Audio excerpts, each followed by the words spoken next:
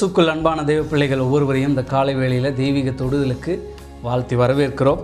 வேதத்தில் ஒரு வேத வசனம் இப்படியாய் சொல்லுகிறது. எரேமியா 18:4 குயவன் கையிலே களிமண் இருந்தது, அவன் வணைந்து கொண்டிருந்த போது அது கெட்டு போயிற்று என்று வேதம் சொல்லுகிறது. கெட்டுப்போன களிமண்ணை மீண்டும் தன்னுடைய பார்வைக்கு ஏற்றபடி சரியானபடி அவன் வணைந்து அதை சீர்படுத்தினான், வணைந்து கொண்டான் என்று வேதம் சொல்லுகிறது.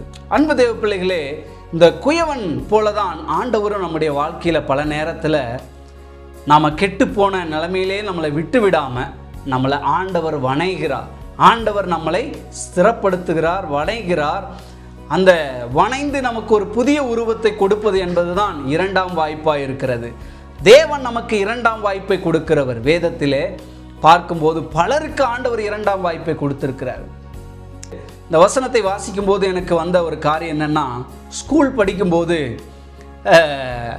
பப்ளிக் எக்ஸாமில் ஃபெயில் ஆகிட்ட உடனே அரசாங்கம் ஒரு 3 வாய்ப்புகளை வச்சுருக்கிறாங்க. ஒருவேளை நம்ம ஃபெயில் ஆகியிருந்தா எந்த சப்ஜெக்டில் ஃபெயில் ஆகிருக்கிறோமோ அந்த சப்ஜெக்டில் 3 அட்டெம்ப்ட் நமக்கு வச்சு நம்ம பாஸ் பண்ணுறதுக்கான வழியே அவங்க என்ன பண்ணுறாங்க வச்சுருக்கிறாங்க. அப்படின்னா அரசாங்கம் கூட என்ன நினைக்கிறாங்கன்னா, இவன் கெட்டு போகக்கூடாது, இவன் வாழ்க்கை நாசமாகிடக்கூடாது, இவன் எப்படி ஆகிலும் முன்னேறணும், அதுக்காக வாய்ப்புகளை கொடுக்கலாம் அப்படின்னு சொல்லுறது அந்த அட்டெம்ப்ட்னு ஒன்று வச்சுருக்கிறாங்க.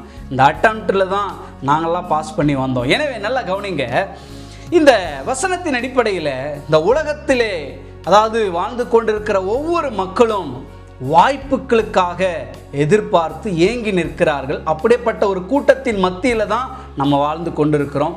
சில நேரத்திலே நமக்கு வாய்ப்பு கிடைப்பதில்லை, சில நேரத்தில் வாய்ப்புகள் கிடைக்கிறது. ஆண்டவர் சிலருக்கு வாய்ப்பு கொடுத்ததன் மூலம்தான் அவங்க வாழ்க்கையில் பெரிய காரியங்களை அவர்கள் செய்தார்கள்.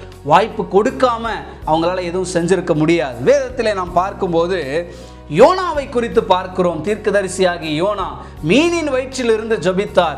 ஆண்டவர் அவனுக்கு ஒரு வாய்ப்பை கொடுத்து நினைவே பட்டணத்தில் ஒரு பெரிய தீர்க்கதரிசியாக ரட்சிப்பின் செய்தியை அங்கே போய் சொல்லுகிற ஒரு நபராக ஆண்டவர் அவனை மாற்றினார்.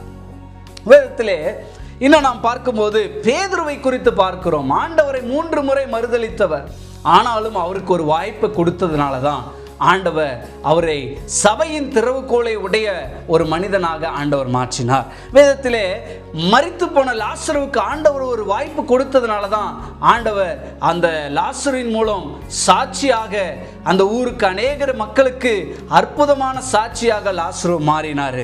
வேதத்தில் லேகியோன் பிசாசு பிடித்திருந்த அந்த மனிதனை ஆண்டவர் விடுதலையாக்கி அவனுக்கு ஒரு வாய்ப்பு கொடுத்ததுனால தான் அவன் ஒரு நாட்டுக்கு மிஷனரியாக சென்றான். வேதத்தில் பார்க்கும் பொழுது பாவியான ஸ்திரீக்கு ஆண்டவர் ஒரு வாய்ப்பு கொடுத்ததுனால தான் அவள் ஆண்டவருடைய பாதத்திலே தன்னை அர்ப்பணித்து ஆண்டவருடைய அடிமையாக மாறினாள். பாவத்திற்கு அடிமையாக இருந்தவள் தேவனுக்கு அடிமையாக மாறினாள் என்று வேதம் சொல்லுகிறது. பவுலுக்கு ஆண்டவர் ஒரு வாய்ப்பு கொடுத்ததுனால தான் 14 நிருபங்களை எழுதி உலகத்தை கலக்கும் அப்போஸ்தலனாக அவர் மாறினார். அன்பு தேவ பிள்ளைகளே, ஏன் வேதத்திலே பார்க்கிறோம் 4 சுவிசேஷத்திலே முதல் சுவிசேஷ புத்தகமாக எழுதப்பட்ட புத்தகம் மார்க் புத்தகம். இந்த மார்க்குக்கு ஆண்டவர் 2ஆம் வாய்ப்பை கொடுத்ததுனால தான் அவர் முதலாவது சுவிசேஷ புத்தகத்தை அவர்தான் முதலாவது எழுதினார் என்று வேத வரலாறு சொல்லுகிறது. அன்பு தேவ பிள்ளைகளே, இந்த காலை வேளையிலே இந்த செய்தியை கேட்டுக்கொண்டிருக்கிற நீங்கள் யாராக இருந்தாலும் சரி, எப்படிப்பட்ட நிலைமையில் இருந்தாலும் சரி, எங்கே விழுந்து போய் இருந்தாலும் சரி, எப்படிப்பட்ட கெட்டுப்போன நிலைமையில் இருந்தாலும் சரி, நீங்கள் சிறியவர்களாக இருந்தாலும் சரி, பெரியவர்களாக இருந்தாலும் சரி, நீங்கள் பணக்காரராக இருந்தாலும் சரி, நீங்கள் ஏழைகளாக இருந்தாலும் சரி, நீங்கள் படித்தவர்களாக இருந்தாலும் சரி, படிக்காதவர்களாக இருந்தாலும் சரி, நீங்கள் பலவீனர்களாக இருந்தாலும் சரி, பலவான்களாக இருந்தாலும் சரி, ஆண்டவர் நமக்கு ஒரு வாய்ப்பை கொடுப்பதற்கு அவர் ஆயத்தமாக இருக்கிறார்.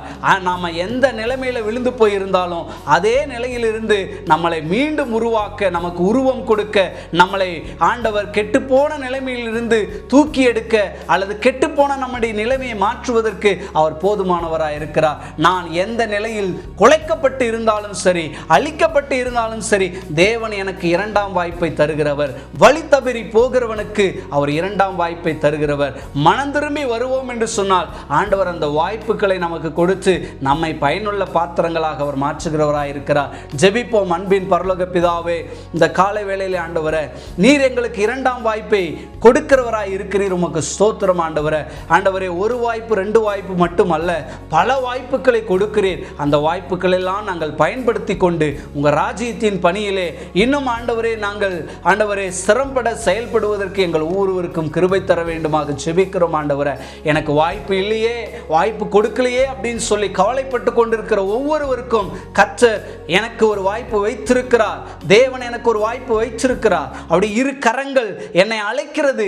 அவருடைய வாய்ப்புக்குள்ளாக நான் வருவேன். அந்த அழைப்பின் சத்தம் கேட்டு அந்த வாய்ப்பை பயன்படுத்துவேன் என்கிற தீர்மானத்தோடு கூட வாழ எங்கள் ஒவ்வொருவருக்கும் கிருபை தருவீராக. வாய்ப்பே இல்லை என்ற இடத்திலே கர்த்தர் எனக்கான புதிய வாய்ப்புகளையும் வாசல்களையும் திறப்பீர் என்ற நம்பிக்கையோடு உம் கரத்தில் எங்களை அர்ப்பணித்து வேண்டிக் கொள்கிறோம் ஜீவனுள்ள நல்ல பிதாவே. ஆமேன். தேவன் நம் எல்லாரையும் ஆசீர்வதிப்பாராக.